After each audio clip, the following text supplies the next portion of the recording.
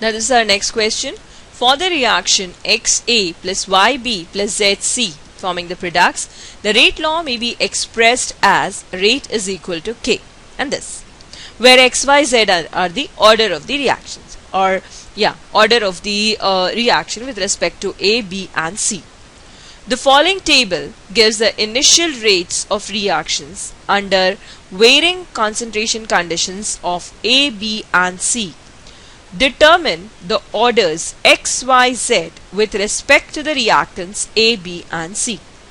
So you have to determine the order of the reaction according to the initial rate law method or initial rate method. Right? Now the initial rates are given. Say for the initial rate of reactions are given and the initial concentrations are given. So how it is found? Every time one of the reactant is taken, the rates according to the initial rate according to the concentrations, different concentration of one reactant is taken and other reactants are kept constant. So if you have to determine the rate of the reaction or the order of the reaction with respect to A, we'll have to take up the set of experiments where the concentration of B and C are constant. So if I take up the first two sets of experiment, what I am getting? Say the concentration of A is varying, that is A differs, it is 0.002 and 0.004, whereas B and C are the constants. Right? So let's take up the first two set of experiments. I've got the question written in a paper, so I can easily write. It is rate 1 by rate 2 is equal to what? This will be A to the power X, B to the power Y and C to the power Z. Now the second would be K, again A to the power X, B to the power Y and C to the power Z. Now what are the first two rates? They are 8 into 10 to the power minus 4 divided by 1.6 into 10 to the power minus 3, and that is equal to K. What is the concentration of A? It is 0.002 X. B is 0.005 and C is 0.001 Z. And again the second one is K. A, the concentration of A is varied and it is 0.004. B is the constant, that is 0.005 only, and C is again constant, it is 0.001 only. From here we'll get the order with respect to A. So it will be what? 8 into 10 to the power minus 4 divided by 1.6 into 10 to the power minus 3, and that is equal to 0.002 by 0.004 to the power X. Right? We have got the rates here. Now this can be written as what? It will be say 1 by 2. I can write it as what it will be? 0.5. So this can be written as 0.5. When solved we will be getting 0.5, and here it's 1 by 2 to the power X. Now taking logarithm, what I'll get? Log of 0.5 is equal to X log 0.5. So what will be the value of X you'll be getting here? It will be 1. So the order with respect to A is 1. Now let's get back to the question. We have found the order with respect to A as 1. Now we have to find the order with respect to B. So we'll have to take the sets of experiments where the concentration of B is differs, but the concentration of A and C are constant. Now which experiment will take? See, where the concentration of A is constant, it is in the first and the fourth. But if I am taking for C, it is the first and the fourth differs. But if I take the experiment sets first and third, the concentration of A is constant, the concentration of C is also constant. But in first and third, the concentration of B varies. So we'll take this set, that is experiment 1 and experiment 3, for finding out the order with respect to B. Right? So I'll write the expression as rate 1 by rate 3 is equal to the rate constant a to the power x, b to the power y and c to the power z, divided by k, a to the power x, b to the power y and c to the power z. So here we are taking the first and the third experiment. So it's 8 into 10 to the power minus 4 by 4 into 10 to the power minus 4, and that is equal to how much? It's A. What is the concentration of A in the first set of experiment? It is 0.02002 to the power x. The concentration of B is 0.005 to the power y, and the concentration of C is 0.001 to the power z. And in the third set of experiment, or in the third experiment, the data are again A is constant, that is 0.002x, B comes out to be 0.010 to the power y, and C is again constant 0.001z. Now it will be 8 into 10 to the power minus 4 by 4 into 10 to the power minus 4, and that is equal to 0.005 by 0.010 and to the power, this is y. Fine. So what will be getting? Here you are getting 2. 2 is equal to, it's 0.005 divided by 0.10. So what will it be? It will be 0.5 to the power y.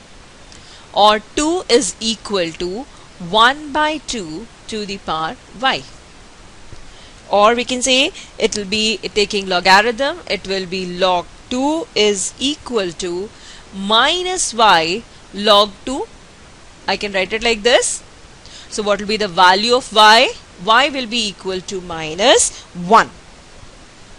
Okay, so the order with respect to y is minus 1. So now we have got the order with respect to A and B. Order can have any value. Fine. It can have an integral value, or it can be a fraction, or it can have a positive value or a negative value. So order with respect to B is minus 1. Now let's find out the order with respect to C. Now what are experiments you'll have to take for finding out order with respect to C? Where the concentrations of A and B are constant. Say A and B are constant. Say A is constant in first and fourth experiment, B is constant in first and fourth, but C varies in first and fourth. So let's find out the order with respect to C. So it will be rate 1 by rate, that is the rate of the reaction in the fourth experiment, is equal to K. Now we have found that A and B are constant in the first and the fourth set of experiments. What varies is C. So I'll simply straight away write the molar concentration of C over here to the power Z and C to the power Z. So what is the rate in the first experiment? The rate of reaction in the first experiment, it is 8 into 10 to the power minus 4. Whereas in the fourth experiment, it is also 8 into 10 to the power minus 4. So it's better you just write this question on paper so that we can solve it. Now the concentration of C with C in the first experiment is 0.005 to the power Z, and in the fourth experiment it is 0.002. Right? Now what are we getting? It is 0.005 divided by 0.002. What you'll get? What is the concentration of C in the first experiment? Let's check out. It is 0.001, not 0.005. So we have to put it here 0.001.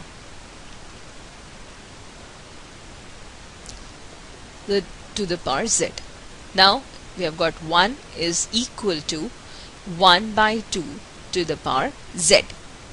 Now taking the logarithm, what you'll be getting?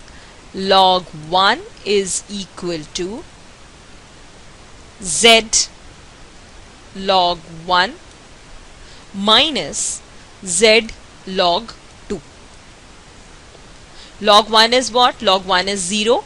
So minus z log 2 will be equal to 0, or z will be equal to what? Minus of 0 by log 2, and that will be equal to 0. There is no need to do this calculation also. You can find out that when the concentration of C is changed, there is no change in the rate of reaction. So the order with respect to C is 0. Now we have done so many calculations. Let's go back to the question, and we can just see the question and find out the answer. Let's go here. See, this is the first and the second set of experiments. In the first experiment, what has happened, that the concentration of A is 0.02. So this is a shortcut I am telling you. You can solve this question in say a minute. If you'll do so many calculations, you'll take long time. So if the concentration of A is 0.002 and this is 0.004, we can say that the concentration is just doubled, right, between the first and the second experiments, whereas the concentration of B and C are constant. And the rate here, the rate also doubles. So the order with respect to A is 1. That is, you're doubling the concentration and the rate is also doubled. So the concentration with respect to A will be 1. Whereas in case of B, what has happened? The concentration, say if we have taken here first and the third experiment, where the concentrations of A and C are constant. Now B, if I am taking, it is 0.005 in the first experiment. In the third experiment, it is 0.10. It means the concentration has been increased. But what has happened now? The rate has been reduced. The rate of reaction in the first experiment is 8 into 10 to the power minus 4. Whereas the rate in the third experiment is 4 into 10 to the power minus 4. So it will be having the negative order. That is, it is just B is doubled and rate is reduced to half. Right? So it is minus 1. Now if I am taking C, first and the fourth experiment, because in the first and the fourth experiment, the concentrations of A and B are constant, C varies. Now the concentration of C is doubled. But what has happened to the initial rate? The rate has remained the same. That is, the change in the concentration of C is not affecting the rate of reaction. So the order with respect to A is what? 1, B is minus 1 and C is 0. So let's find out the total order of the reaction. With respect to A is 1, with respect to B is equal to minus 1, and with respect to C is equal to 0. So the total order of the reaction will be 1 minus 1 plus 0, and that gives out you 0. So this particular reaction is a 0 order reaction.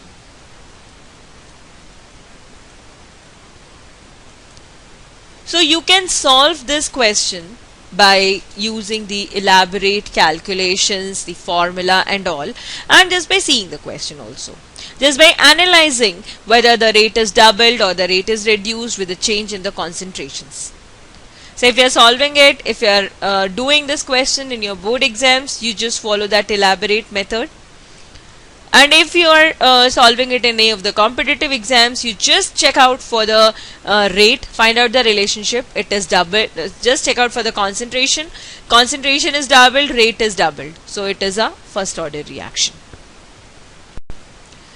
And if the concentration is doubled, as in case of C, the concentration is doubled but the rate remains the same. So it's a 0 order reaction or 0 order. In this case of B, the concentration is what? It is doubled but the rate is reduced to half. So the order with respect to it is minus 1.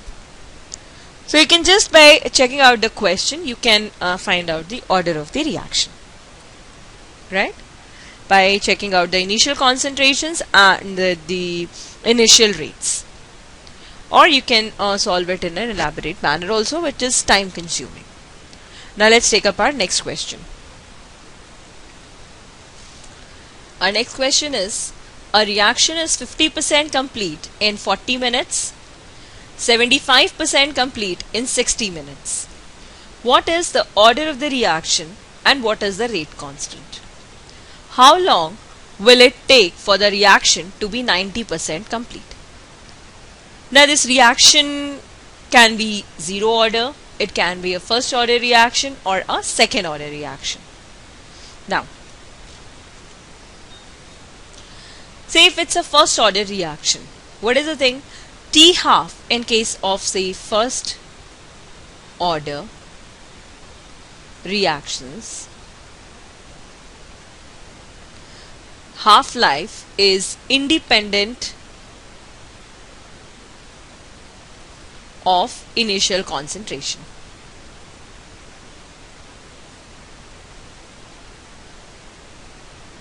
Not initial, you can say concentration of the reactants.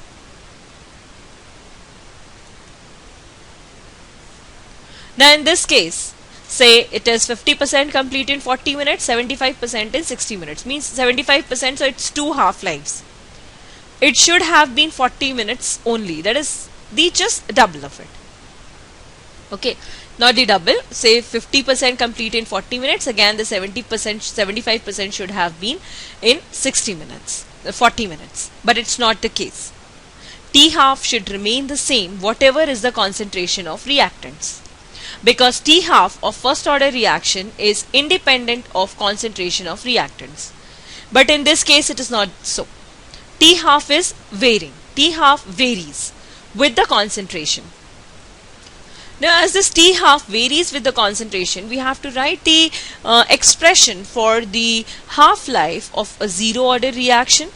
That is equal to what? The initial concentration divided by 2K, and the half-life for the second order reaction, and that is T half is equal to 1 by concentration into K.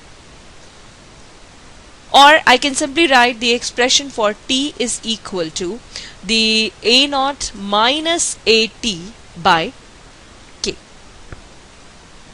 This is the expression for the T half or the zero order reaction. Now in this case, if the values are put in the equation for K and T, K is not found constant. I'll tell you the expression for the second order reaction. What is it?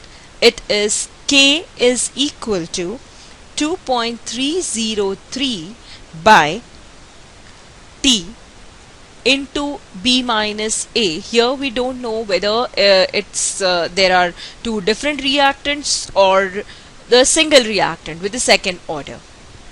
So we have to put this. Now log of A into B minus X upon B into A minus X. So students, this is the expression for the second order reaction. That is the relationship between the time, the rate constant and the concentration. Whereas this is for the zero order reaction. Now the zero order is looking a bit simple. So we should start with the expression for the zero order reaction. Now it is for sure that it is not first order reaction because the half-life is not the same when the concentrations are changing. Right? So the half-life is dependent on the concentration, whereas in case of first order reaction, the half-life is independent of the concentration.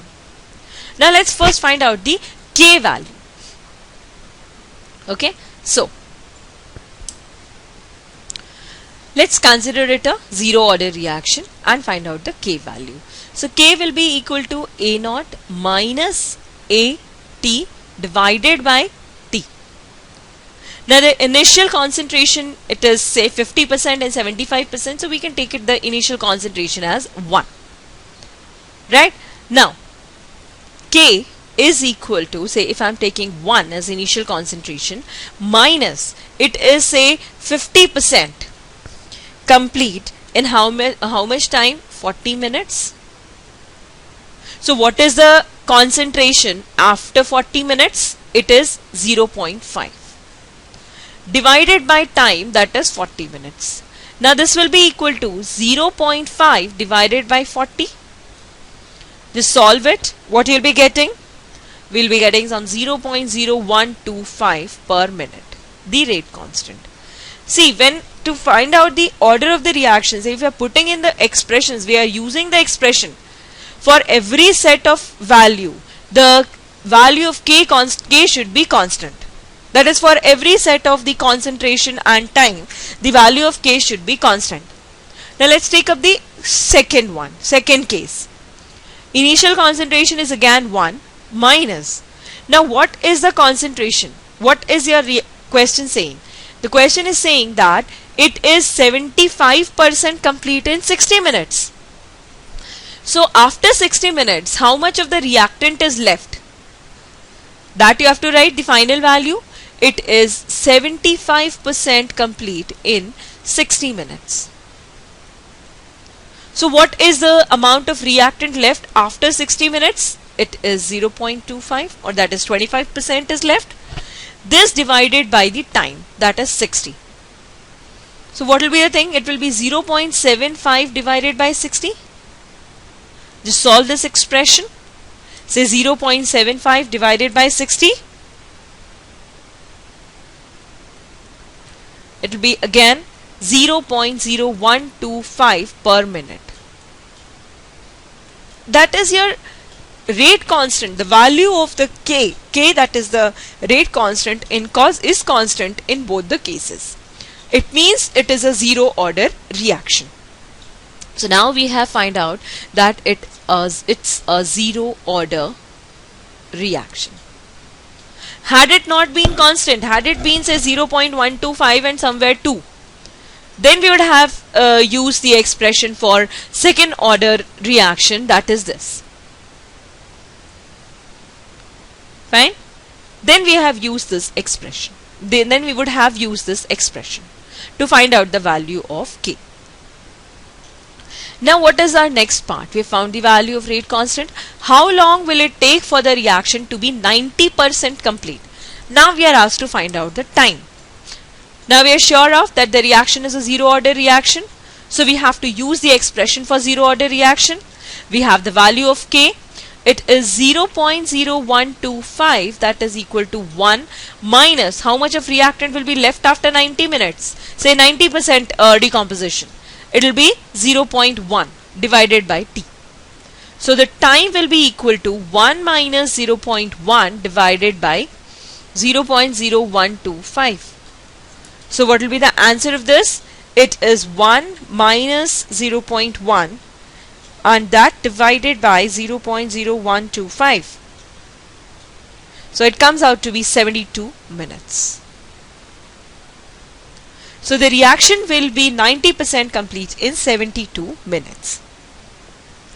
So students, every time you will not be provided with the order of the reaction. Say in this question, what all other things you were provided with? The half-lives. That's it. So you have to just use your common sense here, just use the logics here. Remember, in case of first order reaction, the half-life is independent of the initial concentration. So in this case also it would have been the same. In zero order reactions, the half-life is dependent on the initial concentration, whereas in second order reaction also the half-life is dependent on the initial concentration. So it's better to use the expression for the zero order reaction because it is a simple one. If you are not getting this K value as a constant for two sets, then you have to use the second order expression. So from here we have found that the reaction is a zero order reaction and the value of K and also the time required for the completion of, or the 90% completion of the reaction. I hope you have understood this question. Now let's take up our next question. Our next question is, the half-life period of a substance is 50 minutes at a certain initial concentration. When the concentration is reduced to one half of the initial value, the half-life period was 25 minutes. Right? So that is when the concentration was reduced to one half of the initial value, that is after the 50% decomposition. The half-life period has become 25 minutes. Calculate the order of the reaction. So we'll use another formula for calculating this. Now we have to assume something. Here percentage decomposition or percentage completion of the reaction is not given. So let us assume that the initial concentration